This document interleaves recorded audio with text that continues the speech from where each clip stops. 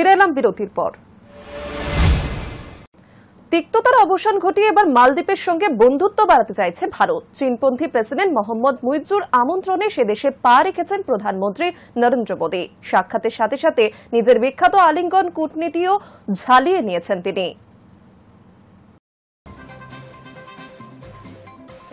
তিক্ততা মিটেছে আগেই, এবার মালদ্বীপের সঙ্গে বন্ধুত্ব বাড়াতে চাইছে ভারত। চীনপন্থী প্রেসিডেন্ট মোহাম্মদ মুইজ্জুর আমন্ত্রণে সে দেশে পা রেখেছেন প্রধানমন্ত্রী নরেন্দ্র মোদী।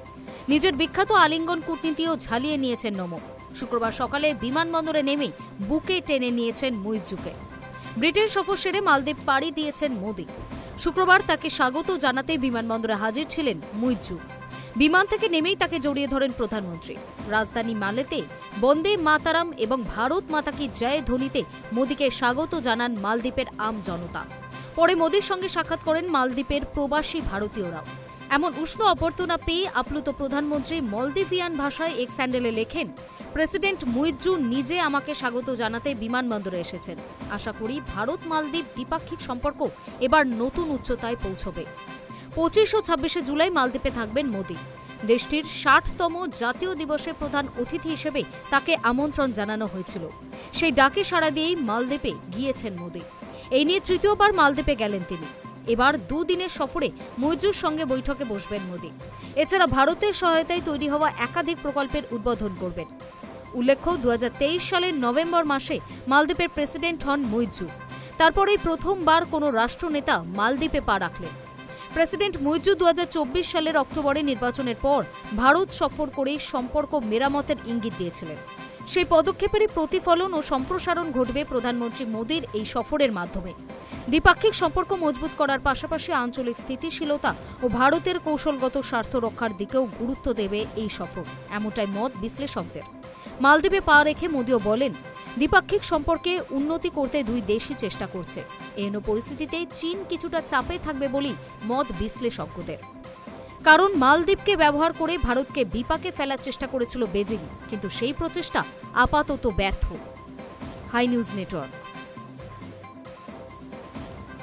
প্রয়োজনে আবার যুদ্ধ ইসরায়েলের বিরুদ্ধে, কিন্তু পরমাণু কর্মসূচি বন্ধ হবে না, দাবি ইরানের প্রেসিডেন্টের। ইরানের সর্বোচ্চ ধর্মীয় নেতা আয়াতোল্লাহ খামেনেরই আস্থাভাজন পেজেকশিয়ান বৃহস্পতিবার বলেন, কোনো অবস্থাতেই আমরা পরমাণু কর্মসূচি থেকে সরে আসব না।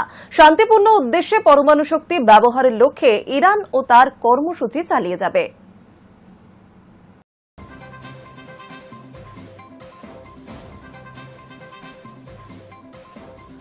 রাষ্ট্রপুঞ্জ নিয়ন্ত্রিত আন্তর্জাতিক পরমাণু শক্তি সংস্থা IAEAর পরে এবার ইসরায়েলকে হুঁশিয়ারি দিলেন ইরানের প্রেসিডেন্ট মাসুদ পেজেকশিয়ান।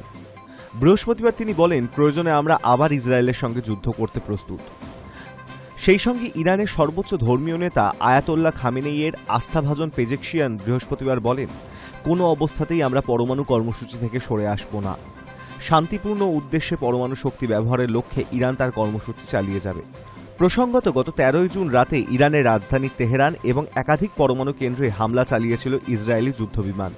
ওই অভিযানের পোশাকি নাম ছিল অপারেশন রাইজিং লায়ন। এরপরে ইরানের 3টি পরমাণু কেন্দ্র লক্ষ্য করে হামলা চালায় আমেরিকার B-2 বম্বার। ফেলা হয় বাংকার ব্লাস্টার সিরিজের সবচেয়ে শক্তিশালী বোমা GBU-57।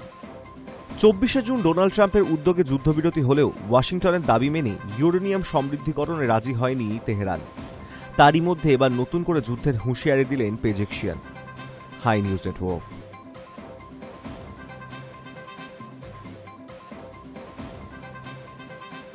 গাজায় যুদ্ধবিরতি চলাকালীন এবার পশ্চিম এশিয়ার আরেক প্যালেস্টাইনি ভূখণ্ড ওয়েস্ট ব্যাংকে গ্রাউন্ড অপারেশন চালাতে পারে ইসরায়েলি সেনা। ইসরায়েলি প্রধানমন্ত্রী বেঞ্জামিন নেতানিয়াহুর সরকার সে দেশের পার্লামেন্ট নেসেটে একটি প্রস্তাব পাশ করেছে।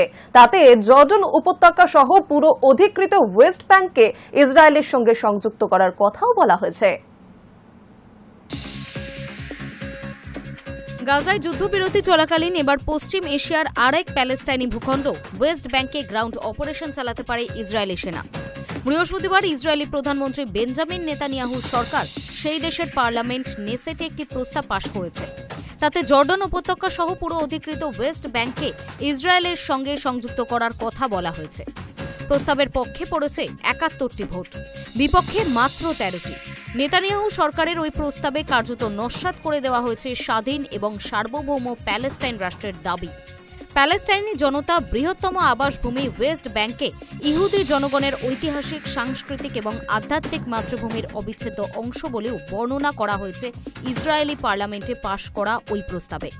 জর্ডন উপত্যকায় ইসরায়েল অধিকৃত ওয়েস্ট ব্যাংকের পূর্ব অংশ অবস্থিত, যা জর্ডন নদীর পশ্চিম তীরে প্রসারিত একটি উর্বর এবং সামরিক কৌশলগত দৃষ্টিতে গুরুত্বপূর্ণ অঞ্চল। প্রায় 10,000 কিলোমিটার জুড়ে বিস্তৃত জর্ডন উপত্যকা কৃষি, পশুপালন এবং ভূ রাজনীতিতে গুরুত্বপূর্ণ। ইসরায়েলি সেনা 1967 সালে যুদ্ধের পর থেকে ওই অঞ্চলটি বকলমে নিয়ন্ত্রণে রেখেছে।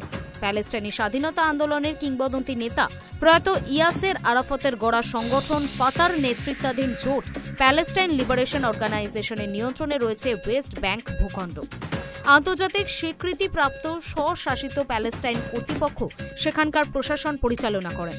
আদর্শগতভাবে গণতান্ত্রিক চেতনায় আস্থাশীল পিএলও, তারা কট্টরপন্থী প্যালেস্টাইনি সশস্ত্র গোষ্ঠী হামাসের বিরোধী। ইসরায়েলি সেনা অবশ্য আন্তর্জাতিক জনমত উপেক্ষা করেই দীর্ঘদিন ধরে ওয়েস্ট ব্যাংকের একাংশ দখল করে রয়েছে। একদা গাজার নিয়ন্ত্রণও আরাফত অনুগামীদের হাতে ছিল, কিন্তু 2007 সালে গৃহযুদ্ধে পিএলওকে পরাস্ত করে গাজার দখল নিয়েছিল হামাস। Hi News Network.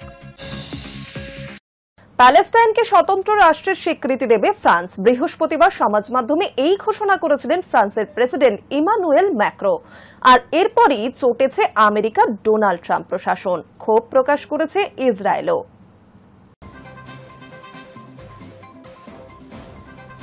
প্যালেস্টাইনকে স্বতন্ত্র রাষ্ট্রের স্বীকৃতি দেবে ফ্রান্স। বৃহস্পতিবার সমাজ মাধ্যমে একটি পোস্ট করে এই ঘোষণা করেছেন ফ্রান্সের প্রেসিডেন্ট ইমানুয়েল ম্যাক্রো। তারপরেই ফরাসি প্রেসিডেন্টের ওপর চটেছে আমেরিকার ডোনাল্ড ট্রাম্প প্রশাসন। ক্ষোভ প্রকাশ করেছে ইসরায়েলও। ফরাসি প্রেসিডেন্ট জানিয়েছে, আগামী সেপ্টেম্বর মাসে রাষ্ট্রপুঞ্জের সাধারণ সভায় প্যালেস্টাইনকে স্বতন্ত্র রাষ্ট্রের স্বীকৃতি দেওয়ার বিষয়টি জানাবে ফ্রান্স।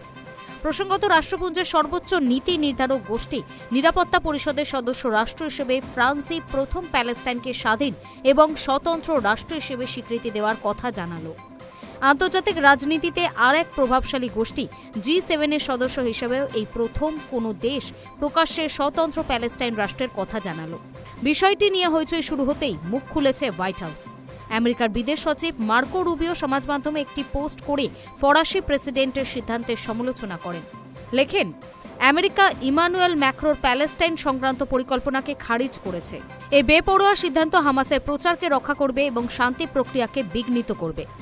2023 সালের 7 অক্টোবর ইসরায়েলে প্যালেস্টাইনি সশস্ত্র সংগঠন হামাসের হামলার প্রসঙ্গ উল্লেখ করে রুবিও লেখেন, ফ্রান্সের সিদ্ধান্ত ওই হামলার স্বজন হারানোদের গালে থাপ্পড়ের শামিল।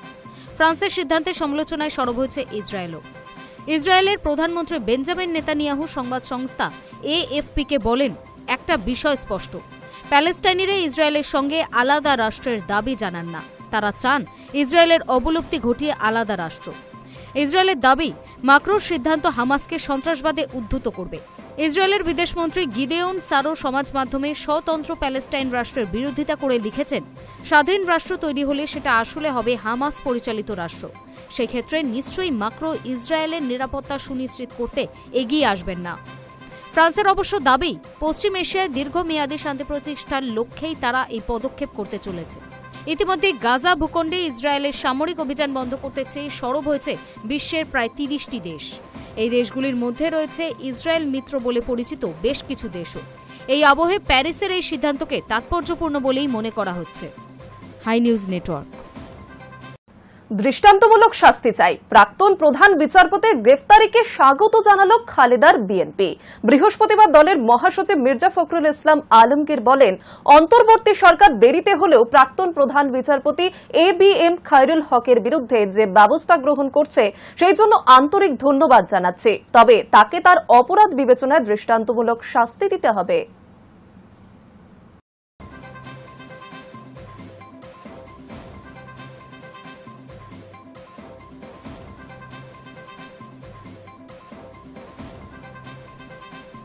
বাংলাদেশের সুপ্রিম কোর্টের প্রাক্তন প্রধান বিচারপতি BM খায়রুল হকের গ্রেফতারিকে স্বাগত জানালো প্রাক্তন প্রধানমন্ত্রী খালেদা জিয়ার দল বিএনপি। সেই সঙ্গে মোহাম্মদ ইউনূসের নেতৃত্বাধীন অন্তর্বর্তী সরকারের কাছে ধৃতদের দৃষ্টান্তমূলক শাস্তির দাবি করেছে তারা। বৃহস্পতিবার দলের মহাসচিব মির্জা ফখরুল ইসলাম আলমগীর বলেন, অন্তর্বর্তী সরকার দেরিতে হলেও প্রাক্তন প্রধান বিচারপতি BM খায়রুল হকের বিরুদ্ধে যে ব্যবস্থা গ্রহণ করেছে সেজন্য আন্তরিক ধন্যবাদ জানাচ্ছি।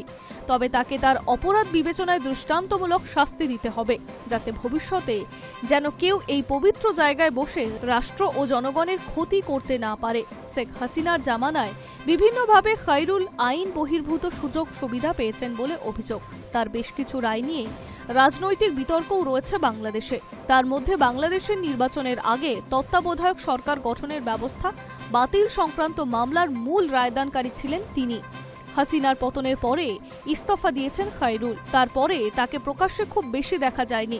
খায়রুলকে বৃহস্পতিবার সকালে ঢাকার ধানমন্ডির একটি বাড়িতে আটক করে ঢাকা মহানগর পুলিশের গোয়েন্দা বিভাগ। পরে গ্রেফতার করা হয় তাকে। তার বিরুদ্ধে মোট 3টি মামলা রয়েছে বলে জানিয়েছে পুলিশ।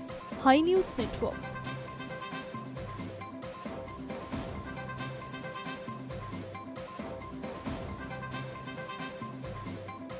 জনসমক্ষে মহিলাকে চুমু খাওয়া এবং যৌন হেনস্থার অভিযোগে গ্রেফতার যুবক। এমন ঘটনাটি ঘটেছে বেঙ্গালুরুর গোবিন্দপুরা এলাকায়। পুলিশ সূত্রে জানা গিয়েছে, ওই মহিলা বাজার করার জন্য যাচ্ছিলেন। সেই সময় অভিযুক্ত মোহাম্মদ মারুফ শরীফ ওই মহিলাকে অনুসরণ করতে থাকে। এরপরই রাস্তার মধ্যে মহিলার উপর ঝাঁপিয়ে পড়ে, জোর করে মহিলার ঠোঁটে চুমু খেতে শুরু করে। পাশাপাশি মহিলার ঠোঁট কামড়ে দেওয়ারও অভিযোগ রয়েছে ওই যুবকের বিরুদ্ধে। কোনো রকমে ঘটনাস্থল থেকে পালিয়ে যেতে সক্ষম হন মহিলা। এরপরই গোবিন্দপুরা থানায় পুলিশ যৌন হেনস্থার অভিযোগে অভিযুক্ত মারুফকে গ্রেফতার করে পুলিশ। ঘরে বসে এবার থেকে 10 মিনিটেই পাওয়া যাবে অ্যাম্বুলেন্স পরিষেবা। দ্রুত পরিষেবা দেওয়ার জন্য পরিচিত এই অ্যাপ এবার গুরুগ্রামে তাদের 10 মিনিটে অ্যাম্বুলেন্স পৌঁছানোর উদ্যোগে আরও জোর দিল।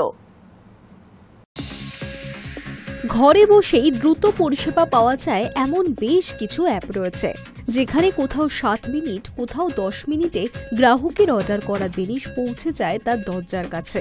এবার সেই রকমই প্রচলিত অ্যাপ আনতে চলেছে অ্যাম্বুলেন্স পরিষেবা।